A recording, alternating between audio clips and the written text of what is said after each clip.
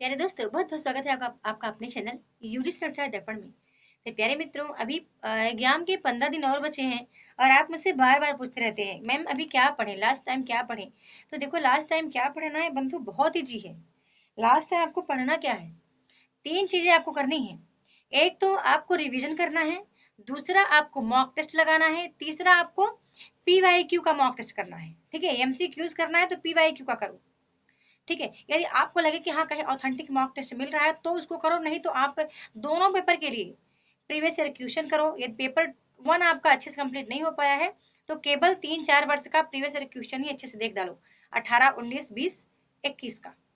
यदि आपको लग रहा है कि बहुत ज्यादा है, नहीं हो पा रहा है, तो भी आप 19, 20, 21 का देख लो पेपर वन के लिए। पेपर टू के लिए नया पढ़ने की आवश्यकता नहीं है। आप कहते हैं मैम हमारे पास ऑथेंटिक पुस्तकें नहीं थी इसलिए हम नहीं पढ़ पाए। फिर आप कहते हैं कि हमारे पास नोट्स नहीं थे इसलिए हम नहीं पढ़ पाए। आप कहते हैं मेरे पास वो मूल किताबें नहीं थी जिस जहाँ से प्रश्न बनता है एनटीए का, वो भी हमने हमारे पास नहीं थे तो हम नहीं पढ़ पाए। ये सब झूठ है। आपके पास यदि सरस्वती पांडे, गोविंद पांडे है, साथ ही साथ आपके पास यदि आचार्य रामचंद्र शुक्ल की पुस्तक है, और साथ साथ यूट्यूब पे इतने सारे वीडियो अपलोड हो चुके हैं अदर अदर चैनल पे, मेरे भी चैनल पे और अन्य चैनल पे भी। तो सोचो कि वो एग्जाम क्वालिफाई कर लिए। पिछले वर्ष मेरे पास कोर्स में मेरे मेरे कोई नहीं था, मैंने कोर्स अभी न्यू स्टार्ट किया था इस वर्ष। पिछले वर्ष 70 से 80 बंदे ऐसे थे जो यूट्यूब की वीडियोस देखकर एग्जाम क्वालिफाई किए थे, मेरे यूट्यूब के वीडियोस देख करके और मेरे टेलीग्राम पर को ज्वाइन करके। टेलीग्राम पे जितना मैं स्टडी मटेरियल उनको देती जाती थी वही वो पढ़ते थे, इससे आगे वो कुछ नहीं पढ़ते थे। ठीक है, और उनका एग्जाम बहुत अच्छे से क्वालिफाई हुआ।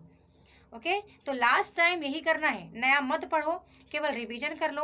और रिवीजन ऐसे करो कि मतलब एक एक सब कुछ याद रहे।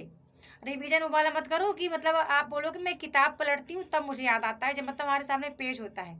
या प्रीवियस ईयर क्वेश्चन ऐसे पढ़ो कि बंधु आपको मतलब प्रश्न को देखते ही आंसर आ जाए, इतना ज़्यादा आपको प्रीवियस ईयर क्वेश्चन रट जाए। ये आपको खुद भी एहसास हुआ होगा कि कितना आपने पीवाईक्यू को लगाया है, कितना आपने पढ़ा है। ये आपको खुद रियलाइज होगा, अभी किसी को बताने की आवश्यकता नहीं है।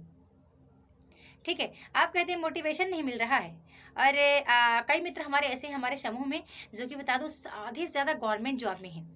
बोले गवर्नमेंट जॉब में होते हुए भी एग्जाम के प्रिपरेशन कर रहे हैं, मेरे साथ जुड़कर करते हैं। तो मैं पूछती भी हूँ कभी कभी, तो बोलते हैं मैम आप जिस नाव पे सवार हैं ना, उसी नाव पर हम भी सवार हैं। तो हमें लगता है कि आप जो स्ट्रेटजी अपनाते हैं ना, वही हमें भी मिल जाए तो हम भी उसी को फॉलो करें। आपको पता है, गृहिणी होते हुए भी घर के काम काज मानती हूँ बहुत होते हैं, सब कुछ मतलब उसको तो मैनेज करना पड़ेगा, उसको इग्नोर हम नहीं कर सकते, उसको नकार नहीं सकते, उसको हम दूर नहीं कर सकते। और बच्चों को भी हम दूर नहीं कर सकते कि मैं बोले हमारी पढ़ाई है तो आप दूर हो जाओ हमसे, या मैं बोलूँ कि मेरे एग्जाम है तो मुझे बहुत सारा पढ़ने का टाइम दे दो, मैं आज कोई काम नहीं करूँगी, ऐसा भी नहीं हो सकता। ठीक है, ये सब कुछ मैनेज करते हुए एग्जाम की तैयारी करनी पड़ेगी। करते हैं हम लोग, आप भी करते हैं, और कई हमारी ऐसी महिला मित्र मंडली है जो कर रही हैं। सबसे ज़्यादा मोटिवेशन कहाँ से आता है? आप सोचो कि आपने इतने समय तक पढ़ाई की, 12वीं किया, बीए किया, बीएड किया, एमए किया, इतने वर्ष आपने लगाया और अभी तक कुछ यदि अचीव नहीं हो पाया, या उस समय जब पढ़ रहे थे आप तो क्या पढ़ी थी? अभी तो बहुत आपको निष्कर्ष पढ़ना है। पढ़ाई तो आपने तभी की थी, आपने बीए में की, आपने एमए में की, बीएड कर रहे थे तब भी आपने करी कुछ चीज़ें। अभी तो लास्ट टाइम आपको निष्कर्ष यहाँ पर पढ़ के जाना है और उसका आंसर लगा के आना है एग्जाम में। ठीक है, सबसे ज़्यादा मोटिवेशन होता है कब? जब मैं अपनी डिग्री को देखती हूँ। ठीक है, बीए, एमए और बीएड की डिग्री को देखती हूँ तो सोचती हूँ मैंने इसको क्यों निकाला था, कि मतलब इसको मैंने निकाला क्यों था। ठीक है, आपको पता है आपके पास डिप्लोमा मिलता है। ओके, गवर्नमेंट जॉब में डिप्लोमा नहीं हो वहाँ पर लेते हैं, वो डिग्री लेते हैं, आपकी डिग्री जमा करवाते हैं, ताकि आप कहीं ऐसा नहीं कि एक साथ दो दो एग्जाम दो दो जगह जॉब कर रहे हों। या जो मित्र अभी चाहते हैं गवर्नमेंट जॉब करना, उन्होंने अपनी डिग्री नहीं निकलवाई है, केवल आपने सर्टिफिकेट निकलवाया है, तो सर्टिफिकेट आपका वहाँ नहीं लागू होगा। सर्टिफिकेट केवल ये है कि आप एग्जाम में एलिजिबिलिटी के लिए आप दे सकते हैं, और बंधु बाकी आपको यही डिग्री आपकी काम आएगी, है ना। तो अभी जब मैं इन डिग्री को देखती हूँ ना, इनको मैं देखती हूँ ना, ये तो मेरी मतलब कहीं ना कहीं मैं बहुत हताश हो जाती हूँ, और कहीं कहीं मेरी आंखें भर आती हैं कि मतलब जब मैंने इनको निकाला था ना, वो अभी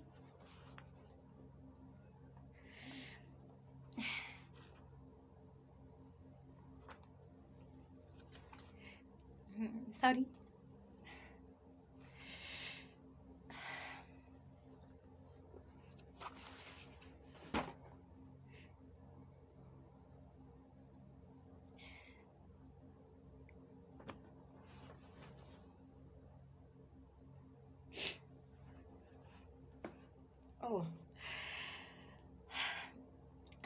माफ़ी चाहूँगी।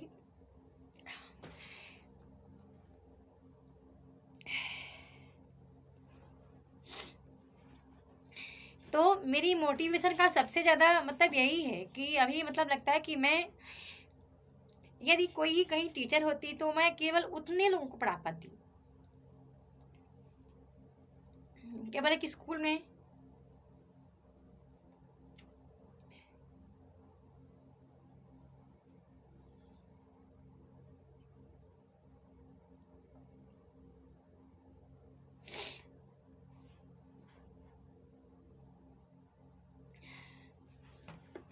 सॉरी।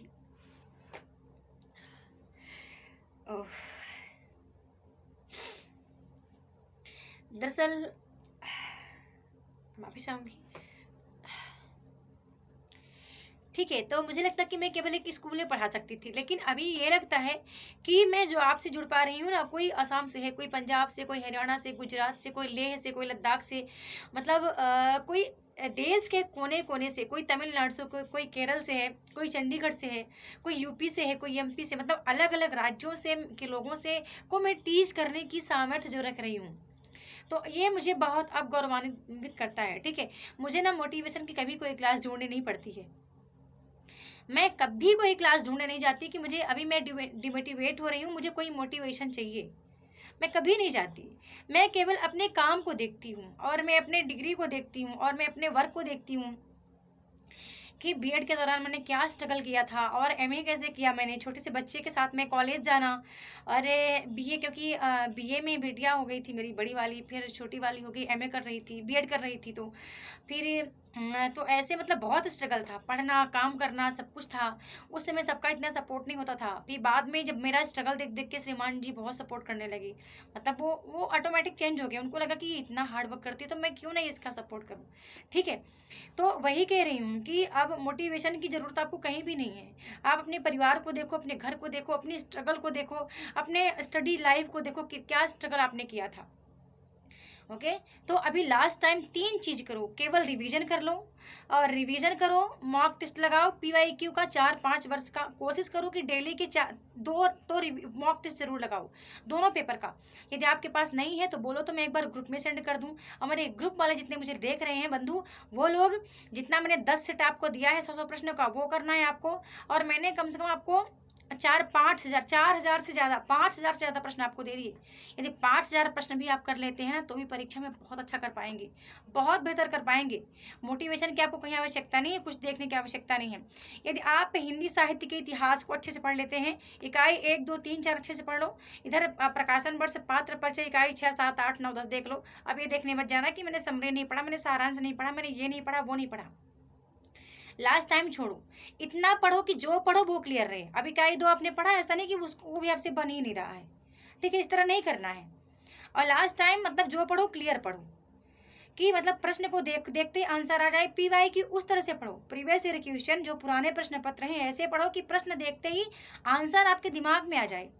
ऐसे नहीं कि बस सोचना पड़े या ढूंढना पड़े या बोलो कि पेज पलटती हूँ तब याद आता है, पेज बंद कर देते लगता है कुछ पढ़े ही नहीं है। तो ये कैसी पढ़ाई है? ऐसे भी नहीं करना है। ओके, अरे जो कुछ दिक्कतें होंगी आप मुझे कॉल कर लेना, बता देना। बहुत बहुत धन्यवाद। हाँ, एक बात और कहनी है। कई मित्र मुझसे पूछते हैं कि मैम कितने घंटे पढ़े इस समय? मैं आपको बता दूँ, हमारे कई ऐसे समूह में मित्र हैं जो कि अभी तक जॉब में थे, तो मैंने उनको बोल दिया है कि आप 1 हफ्ते 15 दिन की छुट्टी ले लीजिए। और मान लो अभी तक कुछ नहीं पढ़े हैं, तो अब जो कुछ नहीं पढ़े हैं ना उसकी भरपाई अब करना है। कम से कम 8 घंटे, 10 घंटे, 12 घंटे, 14 घंटे, जितना हो सके रिविज़न कर लो और मॉक टेस्ट लगा लो, पीवाईक्यू का लगा लो। पीवाईक्यू आप कोशिश करो कि 3 में, मतलब पूरे दिन 4 सेट लगा लो। 4 सेट आपको मतलब 400 प्रश्न एक दिन में निपटा लो। यदि आपको अगर कुछ नहीं पढ़े ना, 2012 से लेकर के 2021 तक के पीवाईक्यू अच्छे से सॉल्व कर लो। मतलब आना चाहिए, ऐसे नहीं कि आप पेज पलटे टिक टिक मारते चले गए, ठीक है? और जो हमारे मित्र हैं ग्रुप में, उनको लग रहा है कि हमने मॉडल पेपर दिया है वो लास्ट में आपका आंसर है, तो आंसर क्या करें, तो आंसर को पहले लिख लेना है एक पेज पर, 100 प्रश्न का आंसर लिख लो और इसके बाद आप प्रश्नों को पढ़ना स्टार्ट करो। तुरंत क्वेश्चन नंबर 1 का आंसर आप एक्सेप्ट करो कि आपने ये इसको चूज किया, और तुरंत वहीं पे आंसर की देख लो, ठीक है? इस तरह करना है। अरे बस बहुत यही कहना है कि अभी डेली के, यदि जिनका अच्छा रिवीजन है, अच्छा तैयार है, 8 घंटे पढ़ो। जिनका लग रहा है कुछ नहीं तैयार है और अभी नए सिरे से कर रहे हो या PYQ कभी नहीं लगाए थे अब लगा रहे हो, तो वो केवल मतलब पढ़ सकते हैं 8 घंटे, 10 घंटे, 12 घंटे पढ़ो, 14 घंटे पढ़ो। और हाँ, अभी मैं बोल दूँ, आप ना 10:30 से 11 बजे सो जाओ और उधर पढ़ो जा करके। 3 बजे से स्टार्ट करो, 2 बजे जाग सकते हो जाग जाओ, क्योंकि सुबह का पढ़ना बंधु बहुत याद रहता है। कई लोग कहते हैं मैम हम देर रात तक पढ़ते हैं और उधर हम जाग नहीं पाते, हम सोते 7 बजे दिन तक, तो वो उनका स्ट्रेटजी है, कह नहीं सकती। लेकिन मेरा जो है ना, मैं उधर 11 साढ़े 11 बजे सो जाऊंगी, 4-5 घंटे की नींद लूँगी, इसके बाद 3 बजे जग करके मन फ्रेश होकर के बढ़िया बिंदास पढ़ाई करूँगी। उस तरह भी आप कर सकते हैं। ओके।